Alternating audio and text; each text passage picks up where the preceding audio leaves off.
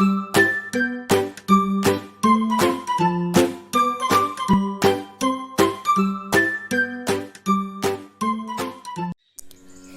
पेड़ पर एक गिलहरी और एक कौवा रहते थे। दोनों में बहुत अच्छी दोस्ती थी। गिलहरी बहुत ही परिश्रमी थी, वहीं उसके विपरीत कौवा उतना ही आलसी था।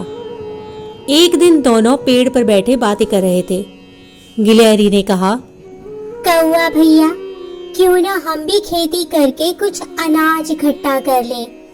बरसात के दिन आने वाले हैं, मौसम खराब हो जाएगा तो फिर हमें बारिश में खाना खोजने में परेशानी होगी, और खेती करके अनाज इकट्ठा कर लेंगे तो अपने घर में ही रहेंगे, हमें कहीं इधर उधर भटकना नहीं पड़ेगा। कौवा बोला, ठीक है, कल से काम शुरू करते हैं। पहले खेतों की जुताई करनी पड़ेगी। गिलहरी बोली, हाँ कौवा भैया, हम लोग सुबह जल्दी उठकर खेत पर अगर पहुंच जाएं तो शाम तक खेत की जुताई का काम खत्म हो सकता है। तो इस पर कौवा बोला, ठीक है, कल सुबह चलते हैं। दूसरे दिन गिलहरी कौवा को बुलाने गई। बोली, कौवा भैया, सुबह हो गई है, चलिए खेत पर जुताई करने चलते हैं। कौवा अपने घर में आराम से सो रहा था। उसका सुबह जल्दी उठकर काम करने और मेहनत करने का कोई मन नहीं था। उसने गिलहरी से कहा, तू चल, मैं आता हूँ, चुपड़ी रोटी खाता हूँ, ठंडा पानी पीता हूँ, हरी डाल पर बैठा हूँ। गिलहरी अकेले ही खेत पर जाकर सारा काम करने लगी। शाम तक उसने सारा खेत जोत दिया, लेकिन कौवा शाम तक भी खेत पर नहीं पहुंचा। दूसरे दिन गिलहरी कौवे को बुलाने गई और बोली, भैया चलिए, कल का काम तो मैंने कर दिया, अब बीज बो देते हैं। गिलहरी की बात सुनकर आलसी कौवा फिर से बोला, तू चल, मैं आता हूँ, चुपड़ी रोटी खाता हूँ, ठंडा पानी पीता हूँ, हरी डाल पर बैठा हूँ। गिलहरी फिर से चली गई और अकेले ही खेतों में बीज डालने का काम भी कर लिया। कुछ दिनों बाद गिलहरी फिर कौवा को बुलाने उसके घर गई। बोली, कौवा भैया, अब तो खेतों में बीज भी उग गए हैं, उन्हें पानी देना है। आलसी कौवा अपनी आदत के अनुसार फिर से बोला, तू चल, मैं आता हूँ, चुपड़ी रोटी खाता हूँ, ठंडा पानी पीता हूँ, हरी डाल पर बैठा हूँ। बेचारी गिलहरी फिर से अकेले चली गई खेतों में पानी देने। कौवा इस बार भी खेत पर नहीं गया काम करने के लिए। इसी तरह कुछ दिन और बीत गए।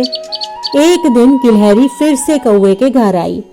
उसने कहा, कौवा भैया, हमारी फसल तैयार हो गई है, चलिए उसे काट लेते हैं।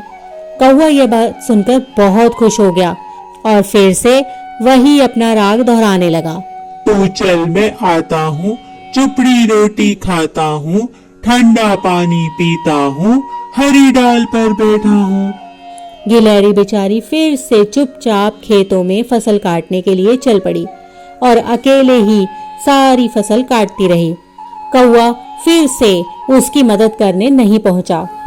दूसरे दिन गिलहरी फिर से आई और बोली, कौवा भैया, अब मैंने सारी फसल काट दी है, चलो अपने हिस्से की फसल तो ले लो। कौवा फिर वही बोलने लगा। गिलहरी खेत में जाकर अपने हिस्से की फसल लेकर अपने घर आ गई और उसे ठीक से संजोकर रख लिया, क्योंकि बारिश का मौसम शुरू होने वाला था। और दूसरे दिन कौवे के घर जाकर बता देती है कि कौवा भैया, मैं अपने हिस्से की आधी फसल अपने घर ले आई हूँ, आपके हिस्से की फसल खेत में रख दी है। बारिश के दिन आने वाले हैं, आप अपने हिस्से की फसल अपने घर ले आओ, नहीं तो बारिश में वो खराब हो जाएगी। इतना बोलकर गिलहरी चली गई। कौवा रोज सोचता, अरे अभी कहाँ बारिश आ रही है, कल ले आऊंगा, कल ले आऊंगा। लेकिन उसका कल था कि कभी होने का नाम ही नहीं ले रहा था। वह अपने आलस की वजह से फसल लेने नहीं गया। एक रात बहुत जोर का आंधी तूफान आया और बारिश शुरू हो गई। कौवे की सारी फसल उस आंधी तूफान में उड़ गई और बची कुची बारिश के पानी में भीगकर खराब हो गई। अब कौवे के पास खाने को कुछ भी नहीं था और भूख के मारे उसका बुरा हाल हो गया। वो रोते हुए गिलहरी के पास आया। उसने कहा, गिलहरी बहन, मुझे माफ कर दो। मैं अपने आलस में जीता रहा और मेरी सारी फसल बर्बाद हो गई। मैंने ना तो तुम्हारी मदद की और ना उस फसल को ही घर लाया जो तुमने इतनी मेहनत से मेरे लिए खेत में रखी थी। कई दिनों से भूखा हूँ, इसलिए अब मैं तुम्हारे पास आया हूँ मदद मांगने के लिए। गिलहरी ने पूरे दिल से कौवे का स्वागत किया और उसे खाना भी खिलाया। कौवा अपने किए पर बहुत शर्मिंदा था। उसने गिलहरी से कहा, बहन, मुझे माफ कर दो। अब मैं कभी आलस नहीं करूँगा और आलस को छोड़कर पूरी मेहनत के साथ काम करूँगा ताकि खराब समय के लिए अपने आप को तैयार रख सकूं।